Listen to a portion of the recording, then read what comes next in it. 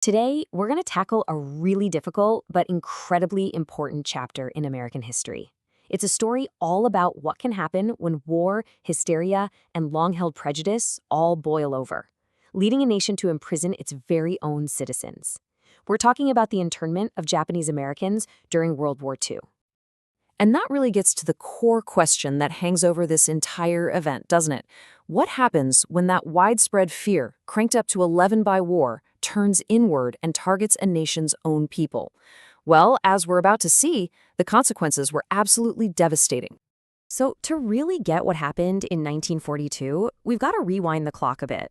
The attack on Pearl Harbor, that was the spark, but it definitely wasn't the cause.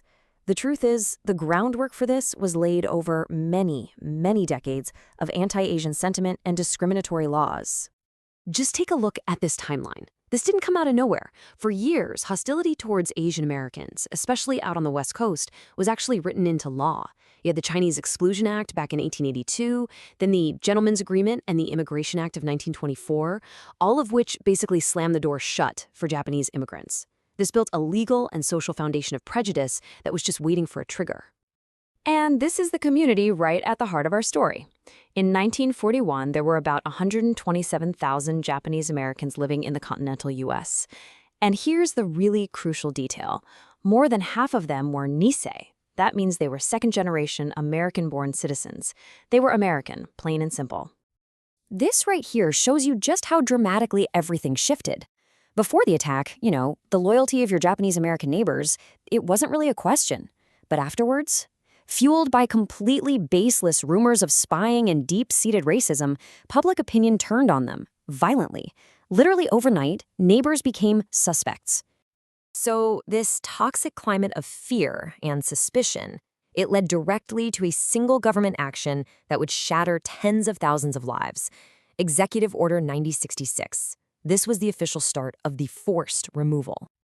Okay, so President Franklin D. Roosevelt signed this, and the order itself, it's deceptively simple. It doesn't even mention Japanese Americans by name.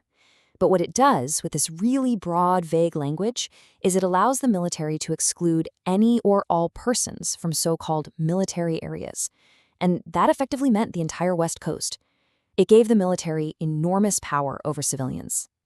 And here you can just see the chilling step-by-step process. The order gets signed, the West Coast is declared a military zone, and then these exclusion orders start getting posted in towns and neighborhoods. Families were given just days to get rid of their homes, their businesses, everything, and pack only what they could physically carry. For the very first group from Bainbridge Island in Washington, they had just 6 days' notice. And listen to the language the government used. Words matter. They weren't called prisons. They weren't called concentration camps. The official term was war relocation camps. It's a euphemism, right? It's a soft-sounding phrase that completely masked the brutal reality of what was actually happening, the mass imprisonment of American citizens who hadn't even been charged with a crime. Okay, so that brings us to the reality of life inside these camps. But this isn't just a story of suffering. It is also a story of defiance, of brave people who stood up and challenged the absolute injustice of what was happening to them and their families. Just let that number sink in for a second. Almost 120,000 people. Think of the lives, the businesses, the communities, totally ripped apart and shipped off to one of 10 camps, most of which were built in the middle of nowhere, in some of the most desolate parts of the country. And among that number were over 17,000 children under the age of 10. An entire generation of young American citizens grew up behind barbed wire fences, feeling completely cut off and betrayed by the very country they called home. I mean, that really highlights the profound human cost of all this. The conditions inside these camps were just awful. They were built on purpose in these remote, harsh places. Food was often in short supply, families were crammed into overcrowded barracks, and things like schools were just slapped together. For everyone inside, there was no mistaking the feeling. It was a prison. So, when you're faced with this unbelievable injustice, this overwhelming force, did everyone just go along with it? The answer is a hard no. And the stories of those who resisted are such a critical part of this history. Meet Fred Korematsu. He was an American citizen born and raised in Oakland, California, and he flat out refused to follow the evacuation order. He was arrested, convicted, and sent to a camp anyway. But he decided to fight. He took his case all the way to the nation's highest court. But in a decision that is now widely condemned as one of the worst in its history, the Supreme Court actually sided with the government. The majority argued that this forced removal of citizens was justified because of the emergency and peril of wartime. Fred Kuramatsu lost his case. So let's move into the final part of this story, the aftermath. Because when the war ended, the story wasn't over, not by a long shot. It was just the beginning of a long, slow journey for the nation to try to reckon with what it had done. This really puts it in the starkest terms possible, doesn't it? The fear, the official justification, was that Japanese Americans might be spies. But the reality, which has been confirmed over and over again by historians, is that they posed no credible threat whatsoever. The internment was driven by racism, period. And then there's this profound, heartbreaking irony.